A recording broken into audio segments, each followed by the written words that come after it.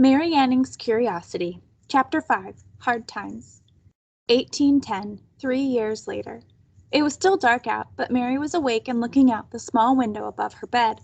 The night sky looked endless, dotted with countless pinpricks of starlight. The crashing sea made Mary long to be outside. Even though it was November and bitterly cold, Mary was sneaking out to go hunting. Before going to bed, she'd secretly packed her tools in a small rucksack and hidden it under her covers. Mary had a plan, and it spurred her on. There would be no school for her today. Mary dressed in 2 skirts, 2 sweaters, stocking, and an old wool cap of paws. She tiptoed down the stairs, carrying her sack and trying to make as little noise as possible. Mary was just opening the door when she heard cough, cough, cough. It was Pa. Mary had forgotten. He'd been too weak to climb the stairs the night before, so he'd slept downstairs. "Where do you think you're going?" he whispered harshly. Pa always spoke in hoarse whispers now. His constant cough had turned out to be consumption. Ma was certain the fall-off black ven 3 years before had weakened Pa's lungs so that he couldn't fight off the disease when he caught it. Pa grew weaker every day. "I'm going hunting," Mary replied gently. Joe hadn't been soundly asleep either. He'd snuck down behind Mary and was now lighting the lamp on the kitchen table. "You'll be late for school," he said. "Joe's right," said Pa hoarsely. "You've got school." Ugh, ugh, ugh.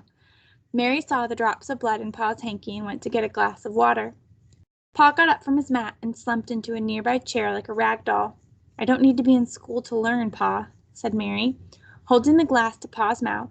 "Joe's learning a trade, and I'm not supposed to because I'm a girl, but I want to. Fossil hunting is my trade." Mr. Hale, the town's upholsterer, had been kind after Pa's fall. He'd taken Joe on for a small fee that the family could afford. Joe worked hard to pay him back. "But you like school," said Joe. Mary did like school. She liked making sums out of right. She loved reading and writing. She especially loved learning new words, fancy words, words that no one in her part of town ever used. And yet Mary wanted with all her heart to do what she was best at to help her family. After all, she was 11 now. "If anyone's going on beach to help the family, it's going to be me," said Joe.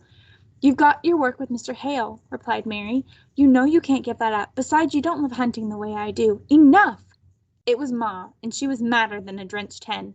She was due to have another baby soon, which would only add to the family's hardships. Lizzie had died, Percy had died, and now Ma was bringing another baby into this hard-scrabble life. Ma glared at Mary before unleashing her fury. "Go! Give up a chance to have a better life than your Pa and me. Scrounge on the beach like a tramp all your days and see where it gets you. It'll get you nowhere, of that I am certain. So go, get out with you. School is better off without you." Ma's words stung, but Mary didn't give them time to sink in. Instead, she shouldered her rucksack and closed the door behind her. She walked quickly down to the seashore. Hope in her heart for what she might find there took the place of Ma's harsh words. From that day on, Mary never set foot in a classroom again. Pa's final day came on the 5th of November, 1810. Mary, Joe, and Ma were all beside him when he died. Pa's last words were, "Stay strong."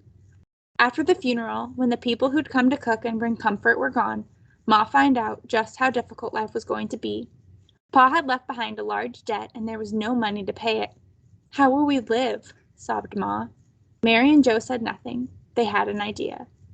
Ma's dread of the workhouse, with the shame that was attached to it, drove her to ask for church relief again. It wasn't much money, but it was enough to put some scraps of food on the table. "Oh, Richard, how could you leave us this way?" Joe and Mary were too sad to respond. What had Pa been thinking?